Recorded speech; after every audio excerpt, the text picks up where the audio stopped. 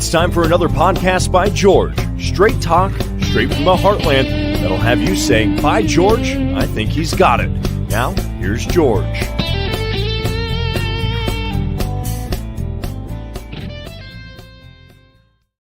Hello, hi, how are you? Welcome on in to another podcast by George. We're back on the air live, folks. We had a great show yesterday. If you didn't see it, go back and get it on YouTube. Serhiy Tagnarendo's over there in Kiev, Ukraine, where Biden was yesterday, and he was talking all about the war. I'm still getting comments and criticisms for that show. I got to make it clear to everybody, the views of the guests are not necessarily the views of the host. Serhiy is...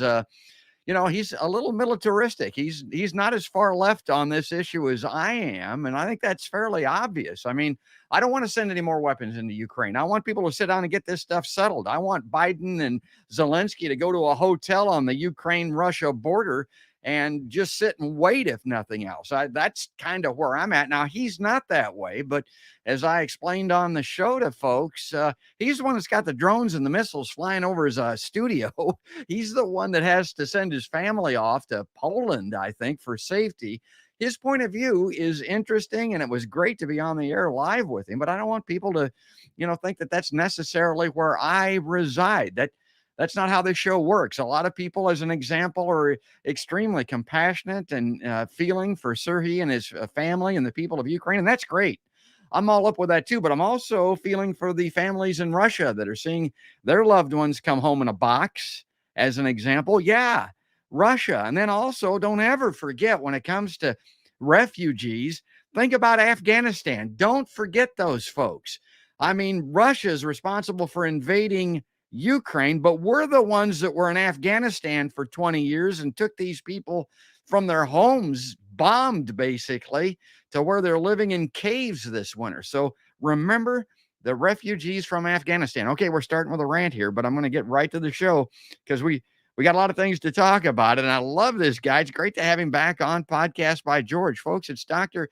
Andrew Nish. There's his Liveline graphic, and for people maybe that haven't seen him on the show before, Dr. Nish has spent 3 decades or more as an interventional radiologist. His passion is to educate the public and healthcare workers about true health and well-being and how this can be achieved through lifestyle changes. Yeah, including food and nutrition, stress management, sleep, exercise, purpose in life, stress management, and especially he's fascinated with the mind-body connection. Okay, that's great. We've had him on before, but I love reading bios. People know that, and this guy's got the bona fides, as they say. And let's get him on the show here. There he is. Good morning, Doc. Welcome back. Hey, good morning. It's been a while, George. It has been a while, and one of the reasons is you've been doing some road work, and you went about as far south as it is possible for anyone to go, and it's Antarctica. And I wanted you to comment on this, Doc. I want to bring this up on screen first because I just saw this. Counterpunch. Big heat hits Antarctica. Yeah, big heat hits Antarctica. What are they talking about here? Well, let me read into this a little bit. A recent report of West Antarctica is rattling scientists. It's all about heat, big time heat, encroaching upon the world's biggest chunk of ice that locks down a couple of 100 feet of sea level rise.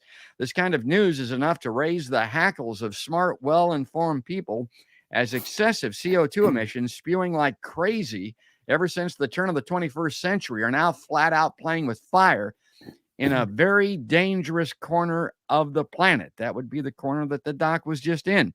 If extraordinary warm conditions continue, it could bring rapid destabilization of the critical underpinnings of the global climate system, including ice shelves, glaciers, coastal ecosystems, and ocean currents. Already a similar pattern swept the Arctic as it approaches a dangersome iceless state. Iceless? Accordingly, an iceless Arctic is a foreboding event that no climate scientist wants, as it amplifies Greenland's melt rate, which is already leaning on the ropes. Okay, so let's get back. We might go back to that article later. But, Doc, you were just down there. I got to explain the topic of the show first before I turn it over to you to talk about the Antarctic. But biggest bird's dog. That's a second nature phrase to me. I grew up with family members that nobody's ever heard of that comment, but it means that something that's obvious, made painfully apparent, somebody doing something overtly, unexpectedly, as an example. My grandfather, my mother then would say that somebody did something as big as Bird's dog. And that's what that's all about. And you were down there. I mean, you saw it. Admiral Byrd, of course, was the explorer for the Arctic and the Antarctic. But tell us how you found the Arctic. And remember, the Beatles were asked how they found the United States, and they said they turned left at Greenland. So tell us about it. Yeah, thanks, George. It's sort of been on my list of places to go for years and years. I just wanted to explore the really uncharted wilderness in the world. So to get there, how did we get there? So we fly from Des Moines to Houston to Buenos Aires to the very, very tip of South America, called a little town called Ushuaia. And then we get on a boat and we go across the Drake Passage. And the Drake Passage is the ocean or the sea between the tip of South America and the northern peninsula of Antarctica. That's about a 500-mile trip across. And then we just got to explore that northern peninsula of Antarctica, different islands. We were on the continent on several occasions. You think about flying to Australia and New Zealand, and that's long. It's 8,500 miles down to the tip of South America. It's 17 and a half hours of flying. So It's a long way. But it was quite extraordinary and spectacular. And, to kind of make a commentary, we lived on a boat. Okay. There's no hotels on Antarctica. There's nothing on Antarctica. There are some research stations. 54 countries have research stations, but they're usually very small and they don't have a lot of people. So there is nowhere to stay on land. There's no souvenir shops to buy souvenirs in. It's just exploration of true vast wilderness. So we lived on a boat. Every day we would do 2 expeditions to shore to visualize wildlife, to visualize geologic things. We were on an active volcano one day, actually. So it was just an extraordinary trip to see the beauty of Antarctica. And you captured some of that. I did. We're going to show some slides here in a minute, but I do want to comment on, the article that you brought up, because we learned quite a bit from our oceanographer about what's going on and how does Antarctica affect climate change, or how does climate change affect Antarctica? And so people have to remember that there's a lot of ice in Antarctica. 98% of the continent is covered with ice. And there's also then these ice shelves. And those are ice that extends off the continent into the ocean. And we hear about these ice shelves, large chunks of ice breaking off and going to sea. And that's not what really is causing sea levels to rise. What the real worry is those ice shelves hold back the ice sheet on the continent. And once those ice shelves break off, those ice sheets begin to migrate faster towards the ocean, and they break off and cause these huge icebergs. So the amount of fresh water that's tied up in Antarctica is actually extraordinary. So you think of Antarctica as this continent. It is a true continent. It's the 5th largest continent in the world. And it is truly land, but 98% is covered by ice. Now, if you look at, how much ice is that? The average thickness of the ice on the continent is 7,500 feet. Wow. So that's the average thickness. The maximum thickness is over 15,000 feet. So you take 7,300 feet and you multiply it by the area that covers, and that is an immense amount of water. So the real concern is as these ice sheets break off, it allows these glaciers and the ice, as the ice shelves break off, it allows these ice sheets on Antarctica to move faster towards sea. And as that begins dumping all this fresh water in, that's where we're going to see these tremendous sea level rises. And we're not talking 2 or 3 inches. We're talking potentially hundreds of feet. So that's the real concern. And one of in fact, the fastest warming area is Antarctica right now. And warming is relative. Okay, we're down there in the middle of their summer, so we're in their austral summer, and it's 32 degrees, and that's pretty warm. But we've got to really be cognizant of what we're doing as far as carbon dioxide emissions and global planet warming. I had a chance to talk to two different scientists down there, and one was this oceanographer, and then I talked to another one who is a woman who is a researcher for the Energy Department in the United States. And I asked them, I just had a curious question. I said, you hear a lot about electric cars. Are they carbon neutral? Are they good for our planet? Are they bad for our planet because they take, energy to make? And without prompting and independent, both of them said electric cars are an absolute must. And in fact, the oceanographer just finished writing a book on electric cars. So, we hear a lot of, and you have to look at your sources, obviously, but these were independent sources. They don't have anything to do with the gas industry, gasoline industry, or the oil industry. They don't have anything to do with building electric cars, but they both independently, without a doubt, said, we have to move away from fossil fuel powered vehicles to either electric vehicles, maybe hydrogen, but that's, a long way in the future, I think. But it was just really interesting to hear, because you get a lot of stuff like, oh, electric vehicles are worse than gas because of all the resources it takes to make them. Yet the bottom line is the emissions over time, the lack of emissions are really beneficial for our planet. So just a lot of learning. And it was just extraordinary. And I have a little slideshow if people would like to see a few slides from Antarctica. So this is where we were. We were so you can see South America. You can see Ushuaia right there on your upper left hand. We crossed the Drake Passage. The Drake Passage is the roughest seas in the world. It's the convergence of three oceans. So it's the convergence of the Atlantic, the Pacific, and then the ocean that circles the Antarctic in this circumpolar format, and that's called the Southern Ocean. Was it rough? It wasn't bad going across, getting to Antarctica. Coming back, we had 30-foot seas with 80-mile-an-hour winds. Oh, my God. Did you get sick? I didn't get sick, no. Oh. So it was an interesting, and that was about 24 hours. It takes about 2 days to cross. But for about 24 hours, we were, as my wife and I said, going towards Antarctica, it was like a roller coaster, kind of up and down. Coming back, it was like a tilt-a-whirl. It was up and down and sideways and sideways. Oh, God. So it was fine. But we just explored this little northern tip of Antarctica. So the way I analogize it to people is, if you wanted to go visit North America, you got to explore the tip of Florida.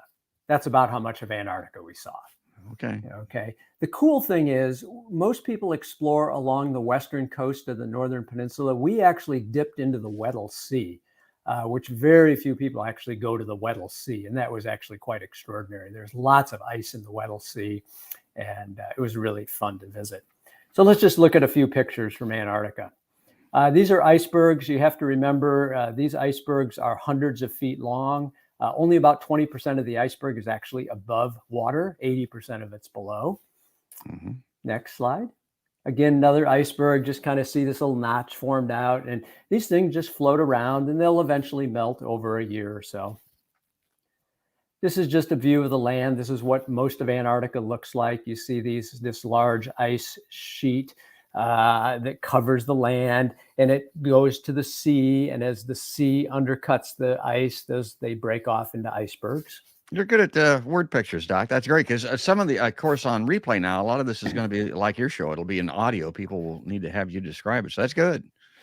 Whales. So we got to see quite a few whales. In fact, we saw a pod of killer whales, about 20 killer whales, which they said was really unusual. Came right up to the boat. They kind of follow the boat because the boat stirs up fish and krill, which they eat. So they sort of follow the boat, and it was just extraordinary watching them. Again, another iceberg. And you have to remember, this iceberg is several hundred feet long. This is a Gen 2 penguin. We saw 4 different varieties of penguin. The Gen 2 has an orange beak. That's how you can identify it as a Gen 2. Very cool. This is just a harbor. This was Orne Harbor, just a landing on the continent. And we hiked up this mountain to look at penguins and different wildlife. These are chin strap penguins. So you can kind of see that little line. That's a chin strap, and that's their little chick. And that may be my favorite picture of the trip. Oh, yeah. Look at the chick. Yeah, I got Mama, it. Papa, glacier in the background. The chicks were about 3 weeks old, 3 to 4 weeks old. They had hatched about 3 to 4 weeks before we got there. Just, again, a huge iceberg. And you can kind of, well, no, the boat isn't there, but there was a little Zodiac boat. And the Zodiac boat was smaller than some of these little floating pieces of ice. So you can get an idea of the immensity of these icebergs. These are just chin strap penguins with their chicks. The chicks are young, so they continue to take care of the chicks and feed the chicks. Those chicks within about 2 months will then be almost independent on their own. And this shows you an island and how many penguins there are. So all of this is covered with penguins, hundreds of thousands of penguins. And they're noisy. And the only time they really spend much time on land is to hatch. Most of the time, penguins spend most of their life in the water, actually. That's called an Adelie penguin. So you can tell there's no orange beak. And they have this little white fur around their eyes. And they don't have the chin strap. This is a fur seal, just one of the seals down there. And they get along with the penguins. They do not eat penguins. They look furry. Is that the idea? They are furry, yeah. This is a Weddell seal. So they are not furry, and they have a lot of blubber. They cannot stand up on their front flippers. So to get off of land, they just kind of, they scoot along the rocks until they get into the ocean. That's like me getting off the couch. Yeah, there you go. Just more penguins on a big iceberg. It's a blast to watch them come flying out of the water onto that iceberg. And again, just that giant iceberg with a little accelerate. And again, just hundreds of thousands of penguins on an island. Everywhere you see, all of this entire island is covered with penguins. Cool. That's the end of the slides there. Yeah, that's great. So just a smattering of what we saw in Antarctica. The temperature was almost 32 degrees every day, a little bit colder in the morning, but didn't change much. The water temperature is about 29.5 degrees. We did do a polar plunge one day, jumped off the side of the boat into the ocean. Whoa, babe. So that was exciting. But just a fascinating area to see. And I think people have to understand the importance of the Antarctic ice sheet, the Antarctic ice shelves, and what goes on in Antarctica is a harbinger of what's going to happen to our climate. You mentioned some of the experienced scientists down there. What about the old salts, again, that have been around this part of the world for a long time? Is the change obvious to them as far as the temperature and the climate is concerned? It's obvious to me here where we're at, but how about to them down there? It may be just because it's not as dramatic, it's harder to see. But those people who study it are really concerned, particularly, when you talked about that article, the warming of the ocean, as it undercuts these ice shelves, those ice shelves begin to break off. And again, that leads to a chain of events. As the ice shelves break off, that allows the ice that's on land to flow faster into the ocean. And that's the trillions and trillions of gallons of water that's locked up on land that's eventually, if we keep melting them, is going to end up in the ocean and is going to end up with these drastic sea level rises. Well, as everyone that follows my show knows, the big three on the PBG, as I call it, are climate, war, and healthcare. We're not going to talk about war today, but we talk about climate here, getting into Antarctica. And we're going to talk about healthcare here. Most notably, we're going to talk about the month of February, Doc. It is Cancer Prevention Month. Yes, it is. And I clipped this out of the Cleveland Clinic, the folks there you're well aware of. It says, according to a study released last year, more individuals under the age of 50 are being diagnosed with cancer, both here in the United States and worldwide. Some of the cancers include breast cancer, colon cancer, endometrial cancer, and prostate cancer. Quote, it is a very concerning trend for sure, and one we see in the clinic all the time, this Dr. Samath said. He's oncologist for Cleveland Clinic. If you look at my clinic schedule, and I just kind of scan through the ages of the patients coming in, there are a lot more people in their 20s and 30s than there were in the past. Now, however, according to the study, part of the rise in cancer cases may be due to people getting screenings done at a younger age. So that might play a role in this, but other factors may be related to dietary, lifestyle, and environmental exposures that we talk about all the time. The researchers also noted specifically that obesity seems to play a role. Okay, Doc. So, I mean, this is kind of a gray area in some respects, but are more people getting cancer at a younger age, or are we simply detecting it, or can you tell? Yeah, go back to your previous slide for a minute. Yeah, okay. Let me bring this up on screen here. So I would add to this. So we have breast cancer, colon cancer, endometrial, which is uterine cancer, prostate cancer, but we need to add several more cancers to that list. Pancreas cancer, we're seeing a dramatic rise in pancreas cancer in younger people. Kidney cancer, we're again seeing a very dramatic rise. Bile duct cancer and esophagus cancer. So we need to add to that list. Now, the question then becomes, are we detecting these earlier because of screening? I would say no, and I'll tell you several reasons why. Number one, there are no screening tests that are recommended for people into their 20s and 30s. Even mammography isn't recommended till age 40. Colon cancer screening with colonoscopy isn't recommended till age 45. So people who are in their 20s and 30s shouldn't be getting screening. It's not recommended. And then if you go back to that list as well, most of those cancers don't even have a screening test.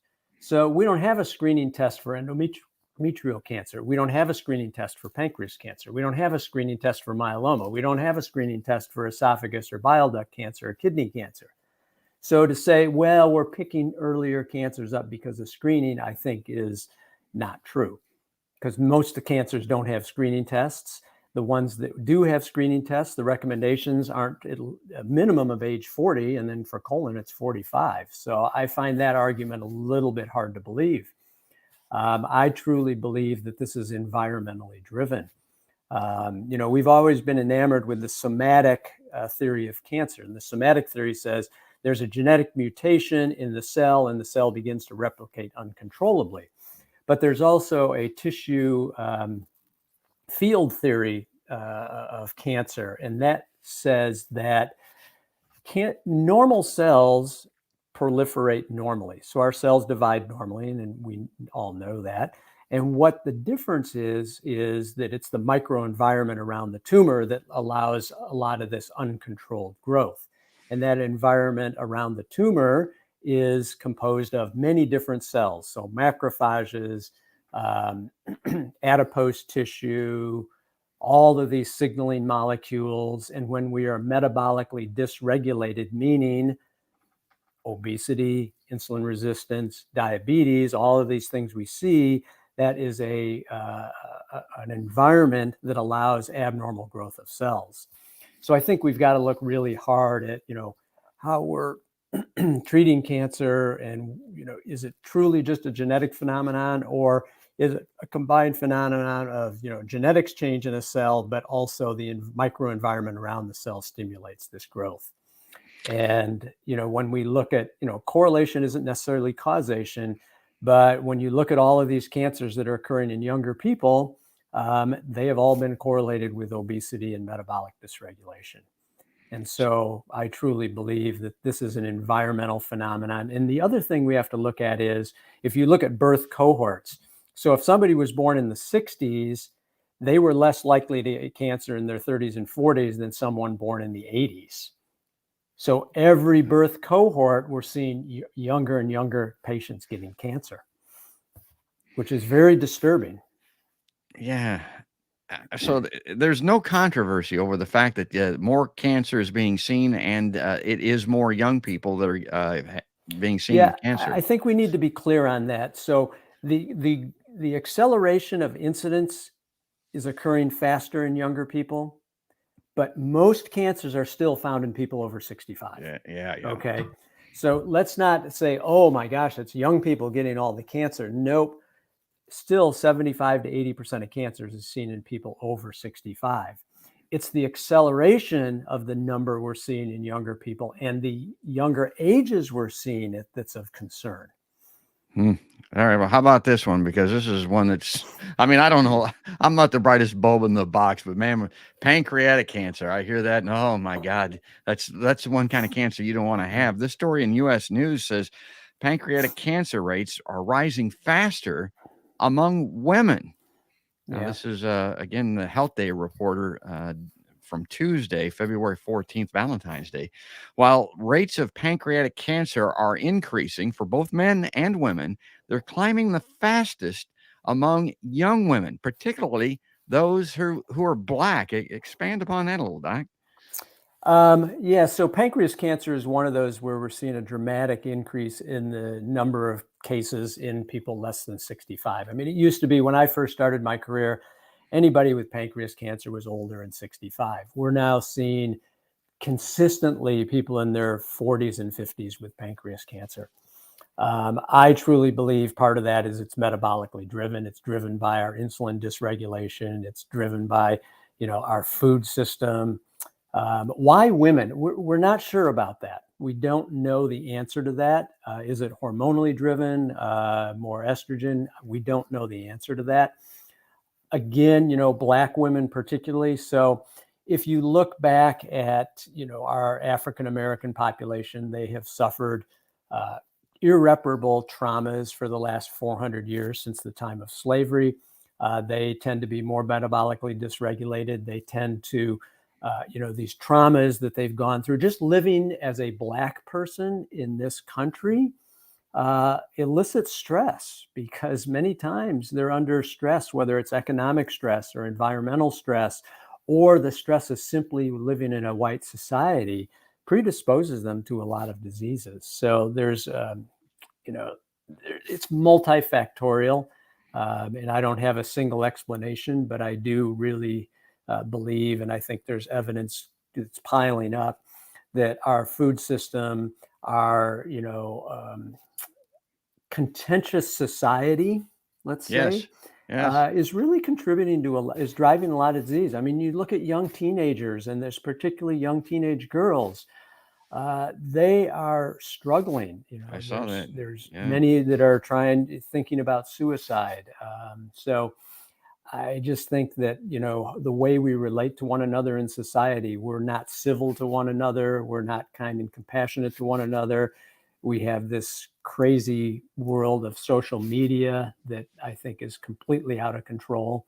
And we're always comparing ourselves, I'm not good enough. And we're telling ourselves these stories, George. Yes. I'm not something, when we should be telling ourselves the story, I am enough. I am good enough. I'm smart enough. I am loved. I am wanted.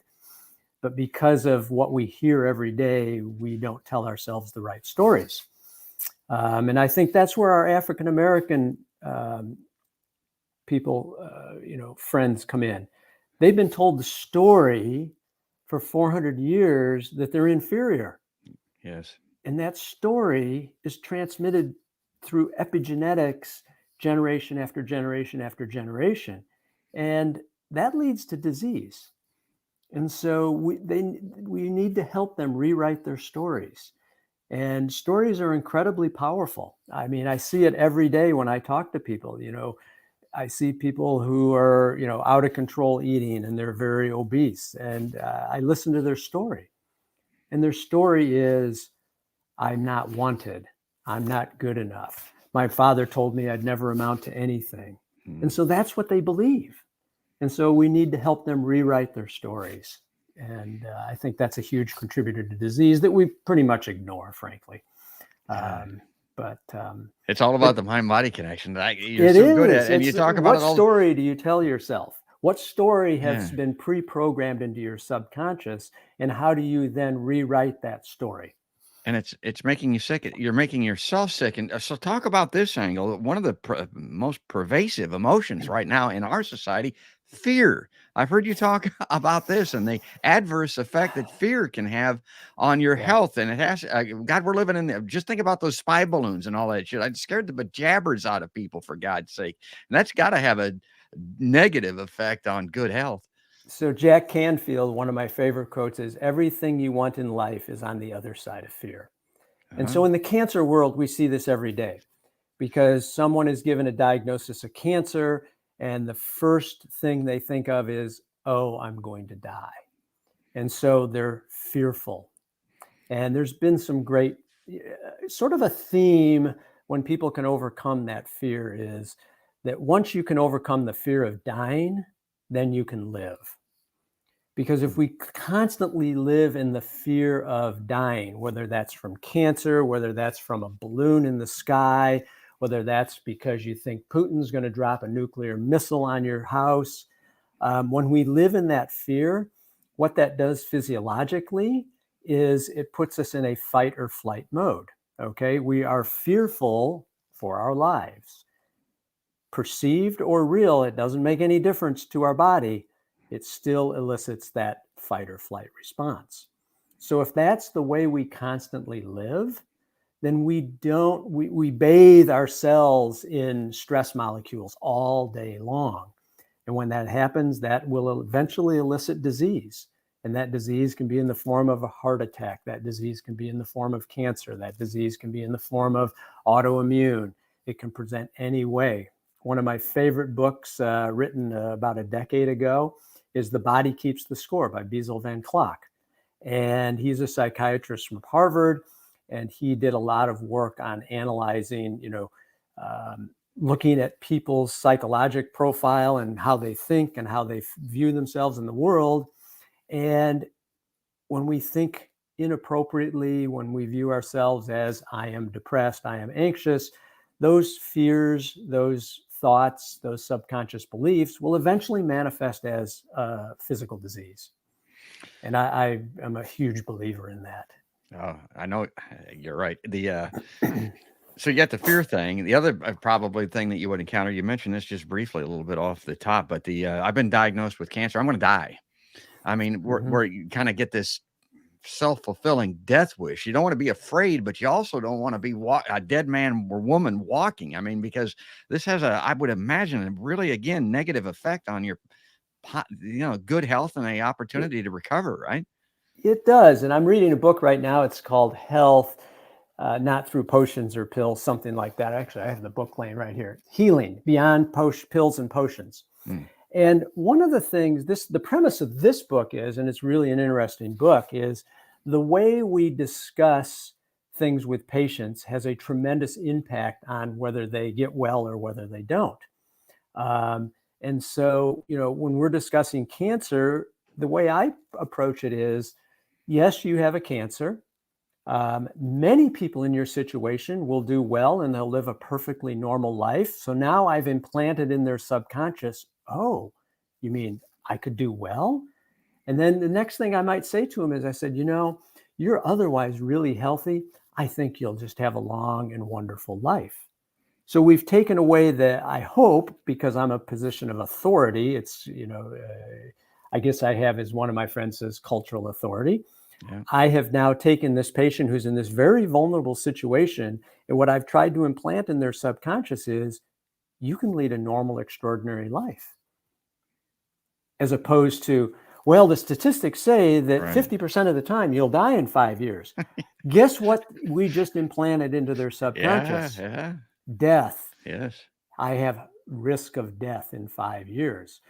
And you don't want to say you're going to be fine, but there are ways to implant in their subconscious that, oh, I can do okay. The doctor said that many people will live a normal life and that I have a good chance of doing that.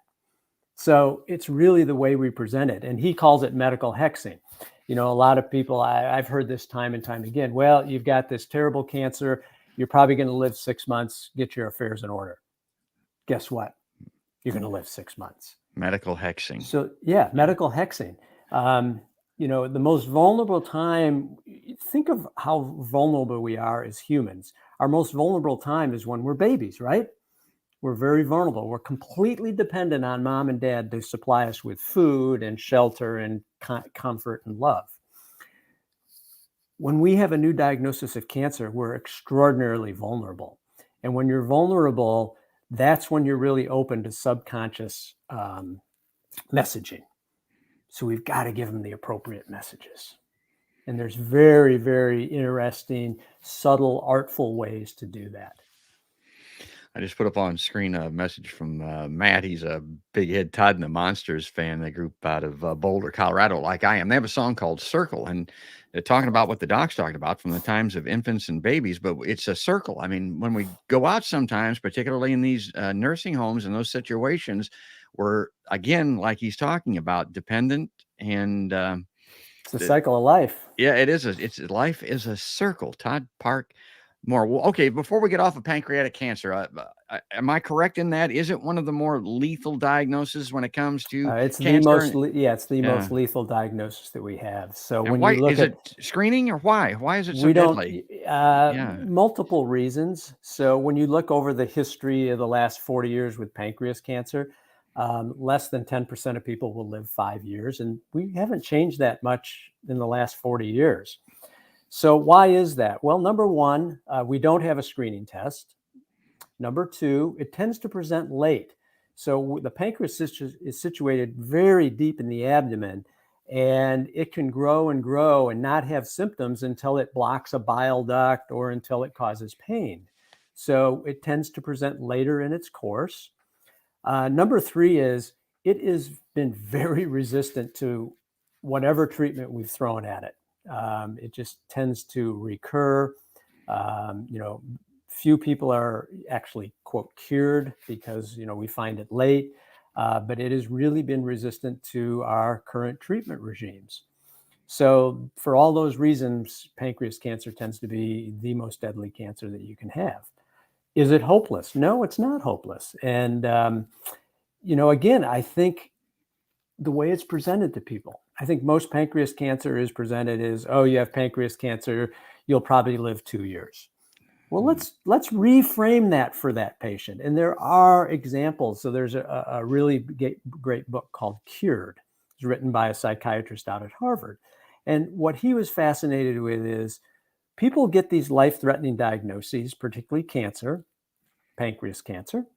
And why do some people live and the tumors go away? And it's sort of like spontaneous healing. So we kind of discount those and say, well, that's just a freak of nature. But his contention is we ought to really be studying what those people did. Yeah. And what those people did is they overcame their fear. And they overcame their fear and they changed their life. They changed their outlook on life. They changed how they interacted with the world. They went from this fearful life to one of extraordinary abundance and beauty. And we still don't know. Is it the mindset change? Is it many of them changed their diet? Many of them changed, how they interacted with family, how they interacted with the public. I think that we have stuff to learn. But I think the way we think about ourselves, if we're diagnosed with cancer and all of a sudden we're blaming, we're looking for explanations, we're fearful of death, those are all things I think that probably lead to not as good a prognosis. So we've got to, we really have to, it's a great time to examine our lives and how can we change? And how can, I think too many times we hold grudges against, and I tell people this, I said, I think one of the worst emotions that you can have is resentment or hold a grudge, because you're angry, you've cranked up your fight or flight because of this, and the person you're holding a grudge against doesn't know that, and so your grudge doesn't affect them, it only affects you. Give that up, okay? It's okay. It's okay. Yeah. Don't hex yourself. And it Yeah. might be particularly prevalent in our society. Again, for a lot of reasons, I immediately think of divorce rates. My God, we're at 50% of marriages, I think, end after 5 years in this country. Well, those people tend to really dislike, if not hate, the person that they just divorced. And these grudges, this hatred that the doc is talking about, if you carry that forward, you're just going to harm yourself. There may be something to say about that. I think the two biggest things you can do is forgive. Okay, because none of us are perfect. Forgive people and give gratitude for everything you have. Every day, think of 3 things that you're grateful for. And it can be as simple as, oh, I turned on my tap water this morning and I have drinkable water. It's not poisoned with lead. It's not poisoned with other things. or gosh, I get up and I'm breathing okay. It's just simple things that we need to identify with and be grateful for every day. So if you can forgive and you can give gratitude for whatever is good in your life, that can literally change your mindset. And again, you know what? I go back to turn off the news cycles. Yeah. So we have a few balloons floating in the air. You know, to me, that was a complete non-event. We spent a lot of money shooting these things down. It turns out Me too. Yeah. I don't know, are they anything? I have no Hobby idea. balloons, they think some of them might be. I mean, But there are, yeah. yeah, it's just we It's got to not worth stop killing living. yourself over. Let's look at it that way. And that's kind of what we're doing here with this Stop living in fear self-hexing. Yeah. That's and just look around you and look at all the extraordinary things around us. yes. That's cool. All So, right, we're going to run out of time here. I want to get to this next thing because whenever I talk to somebody about cancer, this is going to come up. it's smoke pot. Yeah. Yeah, Okay. they want to talk about marijuana. They want to talk about CBD. Now, folks that are tuning into this, if you got questions for the doc about this or anything else, pose those in the comments section. But this is out of the conversation.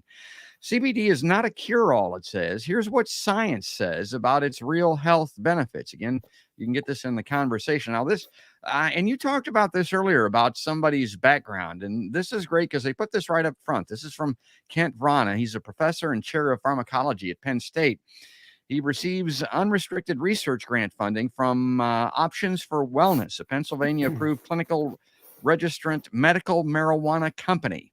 He is the director of the Pennsylvania Designated Medical Marijuana Academic Clinical Research Center at Penn State. So this is where he's coming from. So he says, as a professor and chair of the Department of Pharmacology at Penn State, I have been following research developments with CBD closely and have seen some promising evidence for its role in treating a broad range of medical conditions. And while there is growing evidence, and I highlighted that CBD can help with certain conditions, caution is needed. Rigorous scientific studies are limited. So it's important that the marketing of CBD products does not get out ahead of the research and of robust evidence. Well, let's go to my highlighting right there, Doc, because is that your understanding? I know there was a big burst in this so-called this evidence at one point, but is there continual growing evidence that CBD helps with certain conditions? Are we learning that more? So I just want to preface this as I am not a CBD or marijuana expert. Okay. Yeah, sure. I know a little bit. And I would agree with him, the doctor here, in that the marketing is way ahead of the science. Okay. And there's some reasons for that. Because it's a Schedule I drug, meaning you can't get a hold of it. Schedule I means there is no scientific evidence for help to be helpful, and there's potential harm. So it's been very, very difficult to study marijuana and CBD because it's been so restricted by the government. Those studies that have been done, a lot of them are not very good studies. And so we know that CBD in large doses is effective for certain seizure disorders in kids. That's been known for quite a long while. What isn't known is it good for sleep? Is it good for pain? Is it good for nausea? Is it good for vomiting? We're still learning. And I think because there's been so much restriction on the study of it, we just don't have good long-term outcome studies. That being said, a lot of people use CBD. It's everywhere. The marketing way out front of the science. I think, and I might or might not be wrong, this is speculation, that there's a tremendous placebo effect with CBD. And what's the placebo effect? Well, you were told that CBD will help you sleep. That's been programmed into your subconscious. So you take CBD and all of a sudden I'm sleeping better. So if it's placebo, okay, no big deal. I don't care. CBD tends to be, it looks like it's fairly safe, but again, we haven't studied this very long term. But I think there's probably, as with many psychotropic medications, although CBD doesn't really affect our brain as much as THC, there's a tremendous placebo effect to it. It's the belief in it. Yeah. And if it works for you, it And works it for comes you, in I many guess. forms. I mean, Yeah. there's pure CBD oil, there's CBD Right. oil with THC. Um, but you have to, if you look at the marijuana plant, there's hundreds of different active compounds. It's not just CBD, it's not just THC. There's terpenes and triterpenes and all these other compounds in marijuana that may also have an effect. So there's a principle in food called the food matrix, that the whole of the food is greater than the sum of its parts. And I think, we've extracted certain chemicals from marijuana and said, oh, these are healing or these are good, yet it may be that the whole of the plant is better than the sum of the parts. So there's so much to learn about marijuana. There's so much to learn about the marijuana plant. There's so much to learn about these hundreds of other chemicals in the marijuana plant that I think the science is, we're just scratching the surface on this. Let me bring this up on screen. This is from Tracy. She is what you're talking about. She's still learning. Now, what about this angle? Doctors have refused to listen to patients. They have studied it in other countries. Well, we're studying it here, but are there some old line practitioners you're open to this, it sounds like, but I am absolutely open yeah. to it. If somebody says, I would like to try CBD, I am more than happy to, help them and understand CBD. There are I have practitioners at the hospital who will not in any circumstance prescribe CBD or THC because they say, well, the federal government prohibits it, it's against the law. Is that an excuse? Is it really, their belief? I don't know.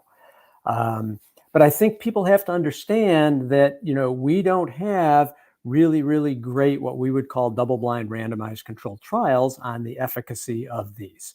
But again, I look at the therapeutic or the therapeutic threshold, meaning is the risk greater than the reward? And I think for CBD, there's little toxic downside, and you can't kill yourself with CBD. I don't think anybody's overdosed on a dose of CBD. And if people truly think that, they would like to try it, then I think it's our role as practitioners to help them source that. Okay, where do you find a good, legitimate source for CBD that's not contaminated or anything? And then help guide them on the doses to use. And again, dosing is all over the board. We don't really know dosing very well. So not only do you have the issue of efficacy of the product, purity of the product, but how do we dose the product? And how do we dose it for any given individual? Do we dose it on weight? Do we dose it on body surface area? Do we dose it on diagnosis? Do we dose it on symptom? Dosing is a real problem, and there's not good formulas for that. Well, I've got a little bit of experience from back in the day. Dosing, when it comes to marijuana, particularly, it's kind of sneak up on it. Go slow. Don't get in a hurry with this type of thing. Start with a very small amount and build up a tolerance and use it till you benefit from it. And if you don't, stop it. I mean, that's and then what the I would other say. thing is, okay, what's the best way to take it? Do you take it as a sublingual capsule? Do you take it as a pill? Do you smoke it? Do you rub it on your skin? So then we not only have all those other things, but what's the actual best way to administer any given dose? Most rapidly is to smoke it or transrectal. You absorb it very rapidly in your rectum. Well, nobody's going to do that. Suppository, So, there's just a lot of questions that we need to answer as scientists. But do I say absolutely not, don't use CBD? No, I think everybody has to examine why they're using it, what they're using it for, what the evidence is for that, and have a healthcare professional help guide that.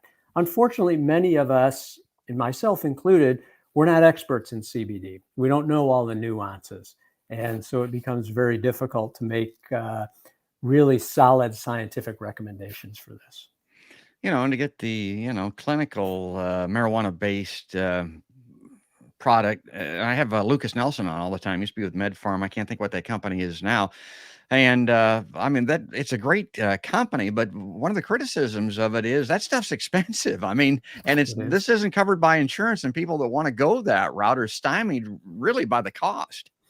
So that's part of the I issue with think that. it will evolve. I think, if the federal government ever takes it and makes it legal and takes it off of the class 1 restrictions, we will then begin to see a lot more research on it and hopefully get a lot more answers. Yeah, and to bring this back up on screen here, this is a lot of what the doc was talking about. Same types of things. He's talking about the need for research here. Precious little scientific evidence to support many of the claims. Much of the existing research has been performed in animal models.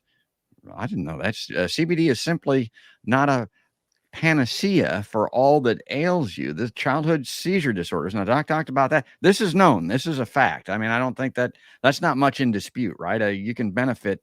Correct. And certain ones. So there's certain seizure disorders that CBD has been used for decades. What about this now? The potential for CBD in the context of cancer is twofold. This guy says, first, there is evidence that it can directly kill cancer cells. What kind of evidence is he talking about? Is he talking about good studies or poor studies? What is that killing cancer cells? The way drugs evolve is first we test them in a petri dish. Okay. We take a drug, we add it to some cells, and does it kill those cells?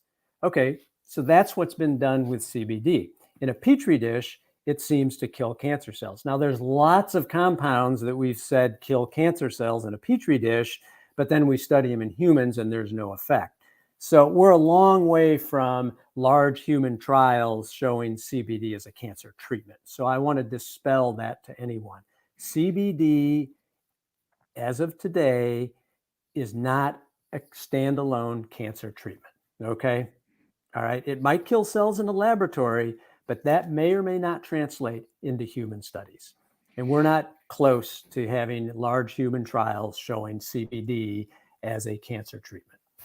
Okay, great. Let's leave that there, and we're just about out of time. And I want to give the doc last words because his closes are always good on the show here, and we've gone everywhere from the South Pole to marijuana. So, Doc, give us a wrap up here. Put a ribbon on this episode. Oh my gosh! Yeah. You know what? I'm going to go back to how we think. We hear climate change, climate catastrophe. We hear, cancer rates are increasing in young people. We talk about all of these different things. And all of a sudden, I don't want to generate fear because these are things I think that can bring an awareness to how we live, but it's not necessarily a death sentence for any of us. Particularly the climate thing. There are things that we can do. You can buy an electric car. They're actually getting cheaper with a government subsidy, and some of them have come down in price. There's ways to buy electric cars that are cost efficient. I'm going to go back to people's mindset and live life today and not live your life based on what you think might happen tomorrow. And that's what we tend to do, right?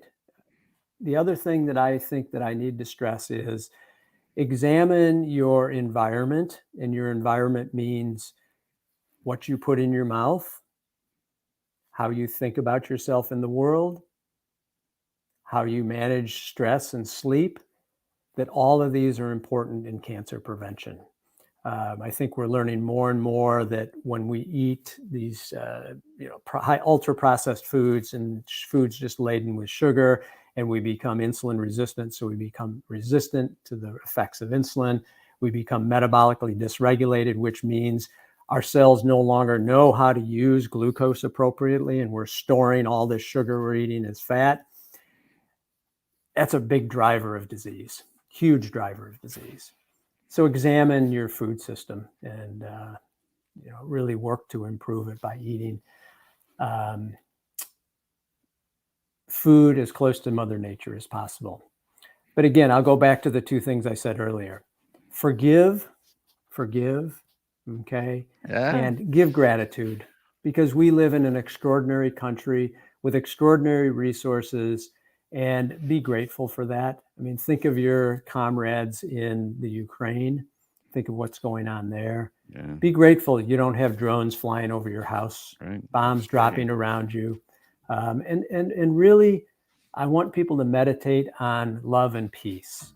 So there is some evidence from the quantum world that the more we can, you can call it prayer, you can call it meditation, whatever your spiritual background is, but the more we can put out in the universe love, compassion, and care, we can begin to shift things that happen in the world. And that's my sort of takeaway is be compassionate, be loving, be caring, not only to the world and everyone else, but number one, to yourself. Because most of us beat ourselves up. We're our own worst critics. And when you're your own worst critic, all of a sudden you're not, but you are. So think about the mindset of I am enough. I am loved, not I am not enough. I think we have to be the affirmative for in ourselves. That's great. I'm reminded of the great song. It's covered by Desharm Jones. Their music's heard on my show once in a while. Elvis Costello. What's so weird or what's so funny about peace, love, and understanding? I tried a little of that out, folks. It'll go a long way. Hey, other thing I would say, and we didn't talk about it directly, don't smoke at all ever if you can help it, and get a radon detector. Right? I mean, you've talked about that before for your home. Yeah. And smoking to me is sort of like that. And maybe it's not obvious to people. It should be obvious that, we know tobacco is harmful. 22% of cancer deaths are still attributed to tobacco. Wow. Believe it or not. Yeah. All right. Okay, Doc, I've had the URLs up. I know you're still doing the podcast. I just saw one recently on cancer month. Prevention. Yeah. Spotify, you can find that on there. The Amazon Music app, you can find it. Just about most of the audio podcasts you're on there. I would encourage everybody to check you out there until we get you back next time, and we will very soon. Thanks again for coming on. Yeah. Thank you. All right, folks, we're going to leave him there. We're going to say goodbye to the good doctor here, and then I'm going to do my little outro here that I always do, which is to encourage everybody to go to podcastbygeorge.com. That's the easiest way. That's why I say it. I mean, you can search around for me on YouTube. You almost got to put the name of the show in quotes to find it, in quotation marks, to find it on YouTube, because the words are so generic. Podcast and then by and then George. I mean, they're not very specific. There's a lot on YouTube that you'll find before you find my show, unless you go to podcastbygeorge.com. Then you just click the YouTube icon, takes you right there. Same way with Facebook. That's where the video streams, the live streams, the live lines are found in video. And then, of course, you can find me in audio on all of those platforms I mentioned with the doc, Spotify, the iHeartRadio app, Amazon is another one, believe it or not. iTunes is probably where most of my shows are heard in audio, and you can click on any of those platforms. It'll take you right there. You can subscribe. Ring the notification bell on YouTube, leave a comment, thumbs up, all that kind of stuff. But that's going to do it, folks. That's going to wrap it up. That's all there is. And there ain't no more. That's another podcast by George.